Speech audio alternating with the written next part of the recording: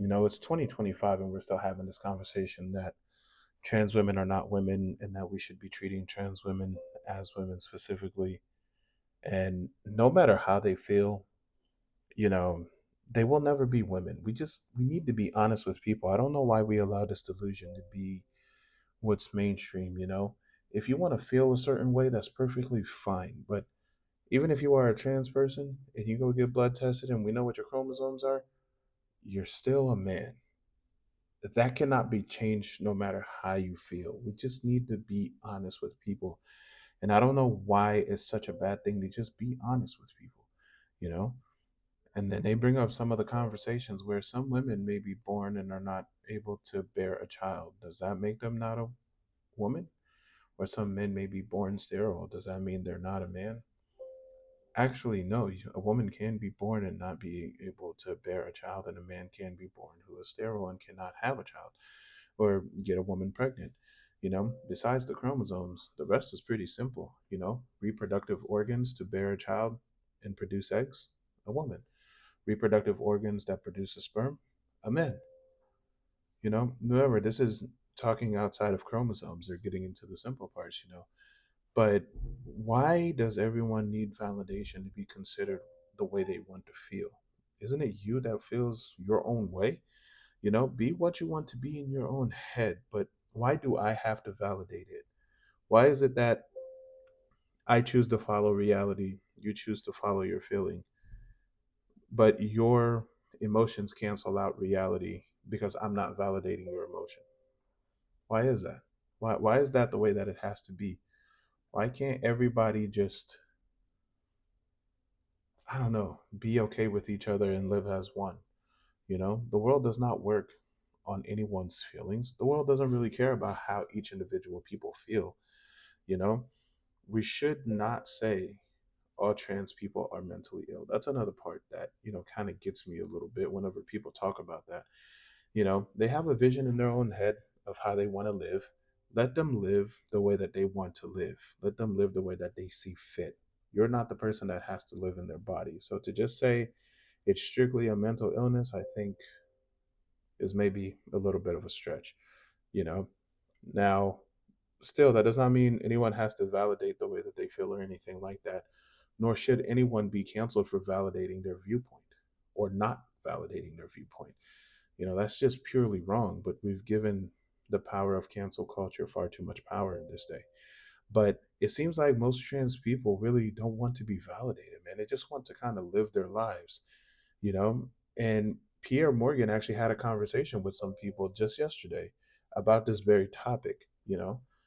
And my question is, why are we ignoring science? Will that ever get us anywhere just to ignore science? Trans women should not be in women's sports. You just shouldn't be there. You know, Worst case scenario, they should have their own sports league. But, that creates a whole nother problem because it takes the advantage away that men would normally have over women. All the physical advantages. You know, if they transition and become trans women and they have their own league as trans women, well, then they just go back to being average in sports because now they're just competing against men again, which is kind of, the fear of that when you really sit back and think about it, you know?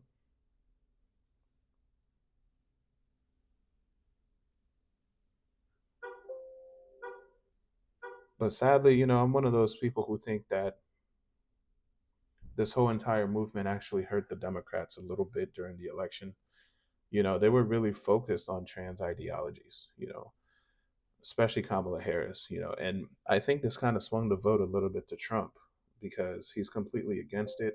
He's completely been open about saying, we need to end these type of conversations. They should not be teaching it in the classrooms and all that stuff. These advertisements have been said to move voting polls a whole entire 3 points now. When you look at how many electoral votes that Trump ended up getting versus Kamala, the voting polls look a lot different than the actual overall votes that were given, of course, or the actual overall ballots that were actually voted for in this case. But in reality, the total number of votes were actually very close in this one.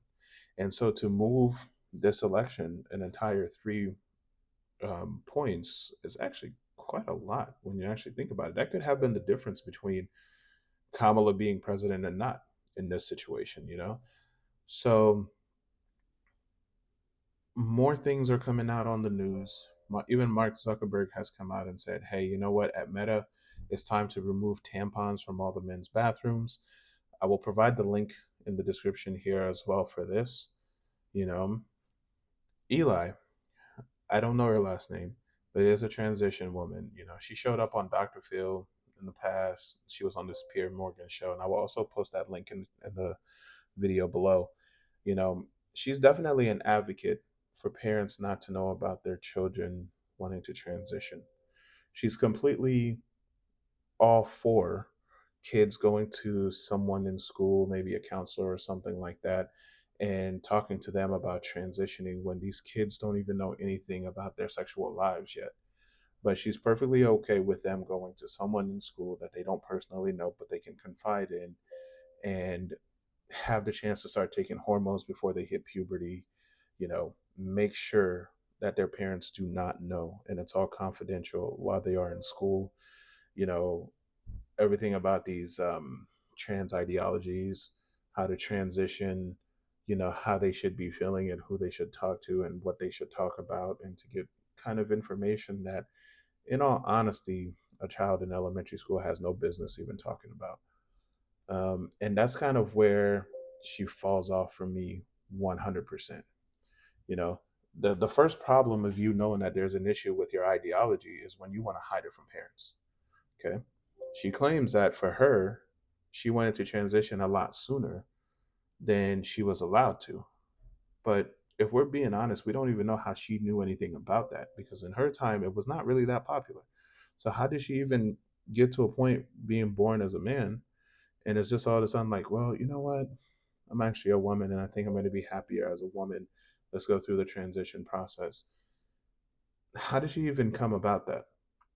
And it might be the same manner. It might be someone started telling her about it, and you at that time him, and then who transitioned into Eli, her. But someone probably told her about it, and she was like, you know what, this makes a whole lot of sense. Let me, maybe give this a try, and voila. And she's like, I'm actually happy about this.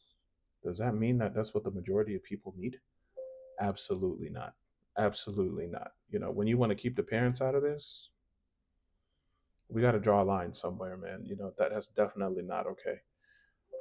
And when it comes to sports, she's a big advocate for saying, men should just take hormones even after they go through puberty, and they should be able to compete if they are trans women in women's sports.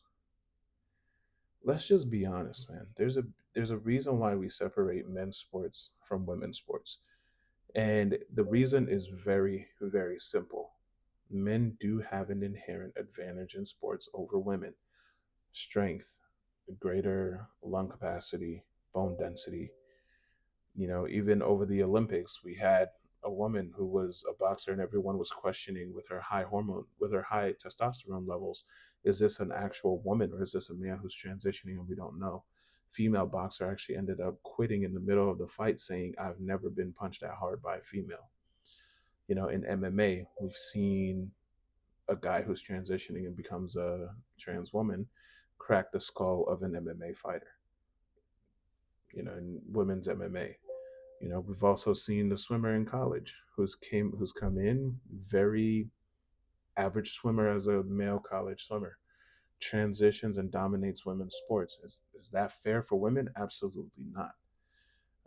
We've also seen even in high school where some people are transitioning and then later on dominating high school track, high school sports that are for women only and stuff like that. Then they got to be in the locker room with these women. Imagine if you have a daughter or something like that and there's a man in there claiming to be a woman, and she has to deal with all of that stuff. It's a really tough position to be in. And it's not really fair to women, man. And I don't really know why there are even certain amount of women who actually allow this kind of stuff to take to even catch their attention. I'm so confused about that part, because it's honestly only hurting women for the most part. It's not affecting men, it's affecting women. Men are trying to come into women's spaces and dominate it because they could not dominate it in the men's space.